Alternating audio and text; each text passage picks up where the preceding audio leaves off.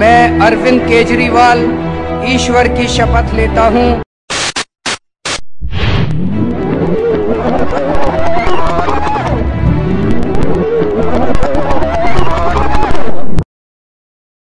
करीब 10-12 साल पहले अरविंद और इनके कुछ साथियों ने मिलकर एक संस्था शुरू की थी, परिवर्तन। और परिवर्तन में मकसद इनका यही था कि रिश्वतखोरी के खिलाफ अभियान चलाना है। सिर्फ 1.5 साल में परिवर्तन ने 800 लोगों की शिकायतें सुलझा दी। अगले 5 साल तक केजरीवाल शहरों से लेकर गांव तक आरटीआई की मुहिम चलाते रहे। पूरा तोड़ के नीचे तक नया बनाया गया है। जो लोग टैक्स देते हैं हाथ खड़े करें। कौन कौन टैक्स देता है यहाँ पे? आप सारे लोग टैक्स देते हो, आपको पता ही नहीं आप टैक्स देते हो। आग में सबकी लग गया सालो। गांधी तेरे देश में, गांधी तेरे देश में। सरकार कहती है हमने एल ब्लॉक। 2006 में उनकी इस मेहनत पर मुहर लग गई जब एशिया के नोबेल पुरस्कार कहे जाने वाले रेमन मैग्सेसे अवार्ड के लिए उन्हें चुना गया। आरटीआई के जरिए देश में परिवर्तन लाने की धुन में केजरीवाल ने मैग्सेसे पुरस्कार का एक भी पैसा अपने पास नहीं रखा। अवार्ड से मिले 45 लाख रुपए से पब्लिक कॉज रिसर्च फाउंडेशन नाम की एक दूसरी संस्था खड़ी कर दी। अपनी सरकारी नौकरी भी छोड़ दी। भ्रष्टाचार के खिलाफ लड़ाई को निर्णायक मोड़ पर ले जाने के लिए अरविंद ने जन लोकपाल का आंदोलन शुरू किया। इस लड़ाई में अरविंद को साथ मिला अन्ना हजारे का। अरविंद केजरीवाल का उपवास 14वें दिन भी जारी है। उनकी हालत में लगातार गिरावट आ रही है।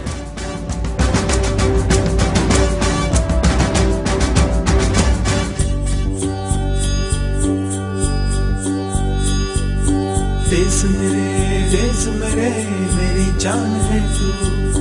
देश मेरे मेरी जान है तू। देश मेरे मेरी शान है तू। देश मेरे मेरी शान है तू।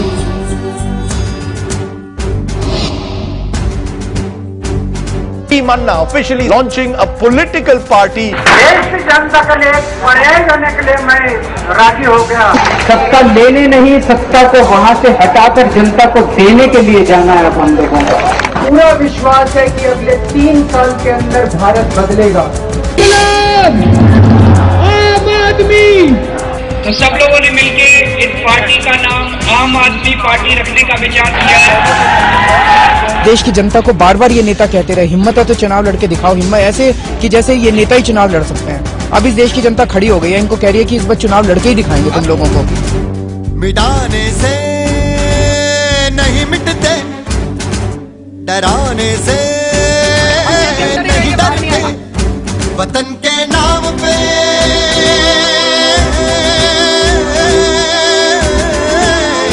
वतन के नाम पे हम सर कटाने से नहीं डरते, मिटाने से नहीं मिटते।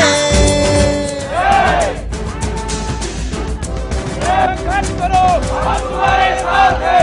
अरविंद तुम आगे बढ़ो, हम तुम्हारे साथ हैं। अगली बार अगर ऐसा हो सकता है आपका मन करे हाथ उठाने का, वो कभी मत करते, हम हार जाएंगे। 500 रुपये इस बार कितना आया? 13,000। 13,000 का बिल आया है चाय की दुकान करके।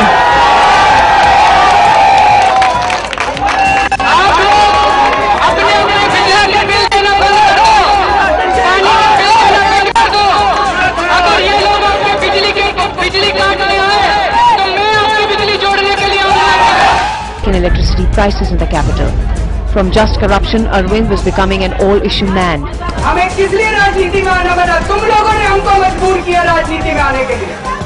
हम नहीं आना चाहते थे राजनीति के अंदर। और इतिहास गवाह है कि जब जब जुनून और पैसे के बीच में जंग हुई है, जुनून जीता है, पैसा हारा है। हम अपनी मर्जी से नहीं बनाई हमने पार्टी। हम नेता नहीं है, हमें राजनीति नहीं करनी है।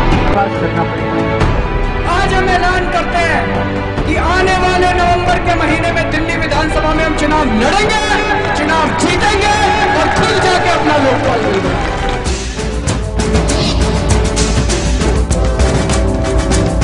ये पार्टी है इनकी, थोड़ा बहुत सफेद टोपी पहन के 2-4 दिन घूमेंगे, कुछ नारेबाजी वगैरह करेंगे और चुनाव के बाद फिर ये लोग सब अपना काम करेंगे। अरविंद केजरीवाल की बात आप मत करिएगा, remember that and don't repeat his name. आप लोग बेकार में एक न चीज को चीज बना रहे हैं। आम आदमी क्या है?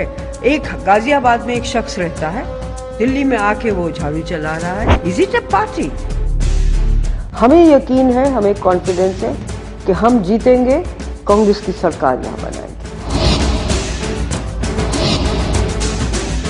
बड़ी खबर इस वक्त की, नई दिल्ली विधानसभा सीट से शीला दीक्षित हार गई हैं। Arvind Kejriwal has won from the new Delhi constituency with over 22,000 votes. That's a massive victory. और उस कामयाबी को हासिल करके अरविंद केजरीवाल ने भारतीय राजनीति के इतिहास में अपना नाम हमेशा हमेशा के लिए बहुत मजबूत अक्षरों में कैद कर दिया।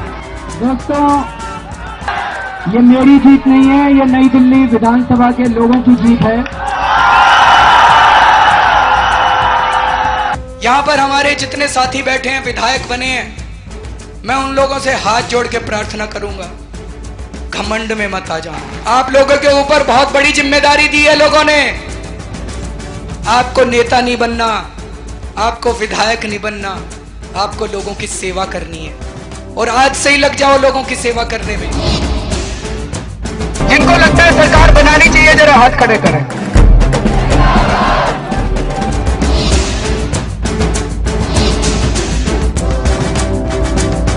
मैं अरविंद केजरीवाल ईश्वर की शपथ लेता हूं। भारत माता की।